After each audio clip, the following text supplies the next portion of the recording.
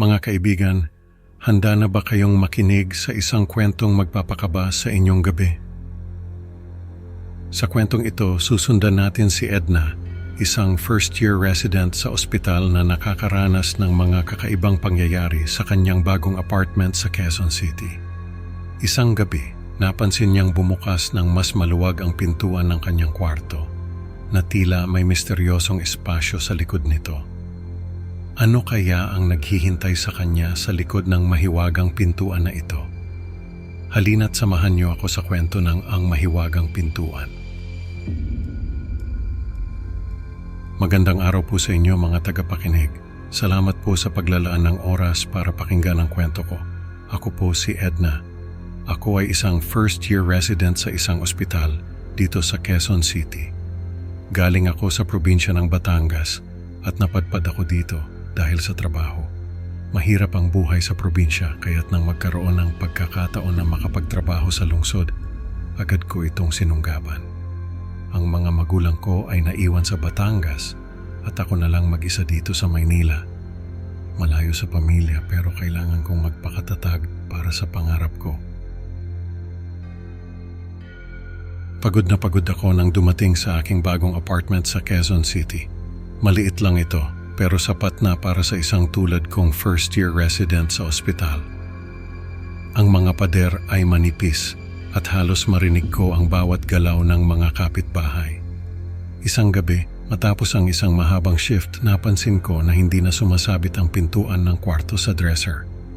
Sa halip, bumukas ito ng buo na parang may dagdag na espasyo sa pagitan ng pintuan at dresser. Inisip ko na baka dahil lang sa pagod kaya nagkakaroon ako ng ilusyon.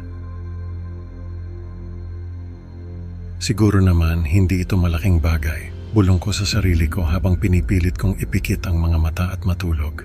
Pero habang nakahiga ako, naririnig ko ang mahihinang kaluskos mula sa hallway. Pinilit kong ipikit ang mga mata at huwag pansinin. Kinabukasan, bumalik ako sa ospital na parang wala lang nangyari. Pero sa likod ng isip ko, hindi ko maiwasang isipin ang kakaibang insidenteng iyon. Ilang araw matapos ang unang insidente, muling bumukas ang pintuan ng mas maluwag. Ngayon kitang-kita ko na ang bahagi ng pader ng hallway na parang may structural shift na nangyayari. Isang Sabado, nagising ako at napansin na malaki na ang pagbabago sa hallway. Nagbukas ito ng madilim at amoy lumang espasyo na may konkretong sahig. Kuryosidad ang nagudyok sa akin na mag-imbestiga pa. Dahan-dahan akong lumapit sa bagong espasyo, hawak ang cellphone na may flashlight. Ang malamig na hangin ay parang dumadaan sa mga buto ko. Tinawagan ko ang super ng building, pero nang dumating siya, normal na ulit ang lahat. Sinabi niya na ang dating tenant na si Ken ay nakaranas din ng katulad na mga pangyayari at kalaunan ay nag-leave sa trabaho. Nakaramdam ako ng takot at pag-aalinlangan. Baka naman may problema lang talaga sa estruktura ng building, sabi ko sa sarili ko. Pero hindi ko maiwasang mag-alala. Kinagabihan, nagising ako sa tunog ng pagkamot sa pintuan ng kwarto. Grabe, kinilabutan ako agad.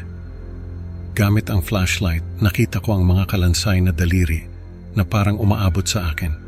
Narinig ko pa ang boses ng isang babae na humihingi ng tulong.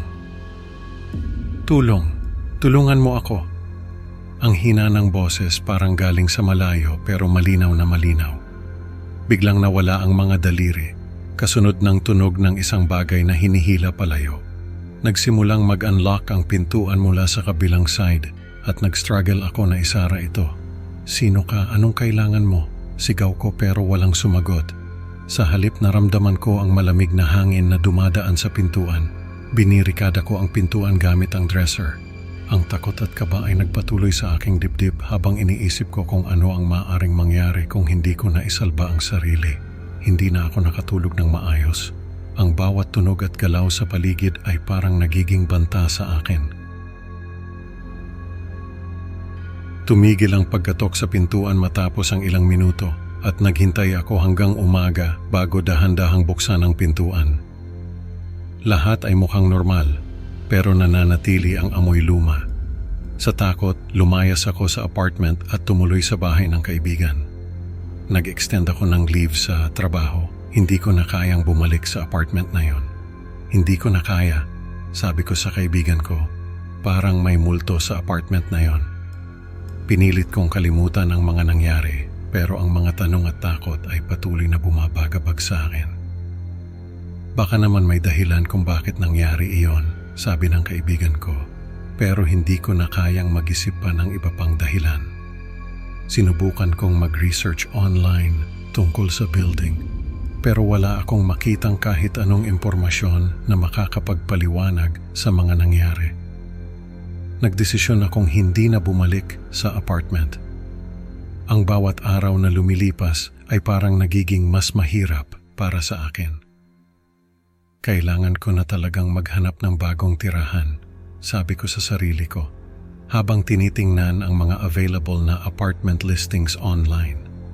Ang isip ko ay puno ng mga tanong at takot tungkol sa mga kakaibang pangyayari. Hindi ko alam kung paano ko haharapin ang mga ito. Sinubukan kong hanapin si Ken pero nabigo ako. Parang nawawala siya sa ere. Patuloy akong binabangungot at naging paranoid. Palaging ini-insist ko na laging bukas ang lahat ng pintuan.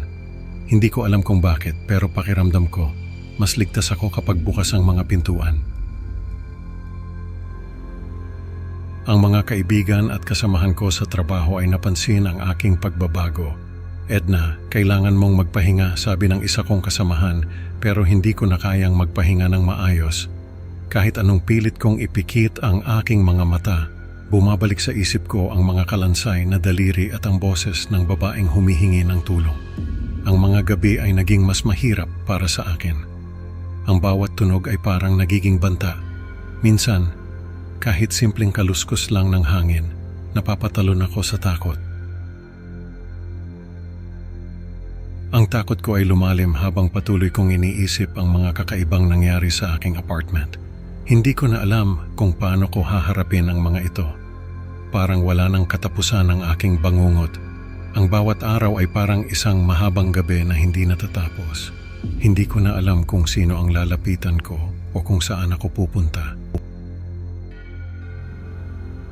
Sa huling pagkakataon na binuksan ko ang front door, napansin ko na muling nag-shift ang doorway. Nagpapatuloy pa rin ang problema. Parang may sariling buhay ang pintuan na iyon at hindi ko na alam kung ano ang gagawin ko. Ang kwento ay nagtatapos sa isang malungkot na realization na ang mga pangyayari ay hindi pa tapos at maaaring bumalik anumang oras. Ang takot at kaba ko ay nananatili. Ang buhay ko ay hindi na muling magiging normal. Ang mahiwagang pintuan ay tila nagbabantang bumalik, handang magdala ng panibagong bangungot sa sinumang maglakas loob na pumasok.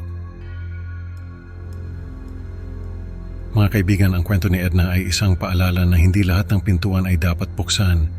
Minsan, ang kuryosidad ay nagdadala ng takot at panganib. Salamat sa pakikinig. Huwag kalimutang mag-like at mag-subscribe para sa mas marami pang nakakatakot na kwento. Kita-kits sa susunod na upload. Tandaan, minsan ang mga pintuan ay mas mabuting manatiling sarado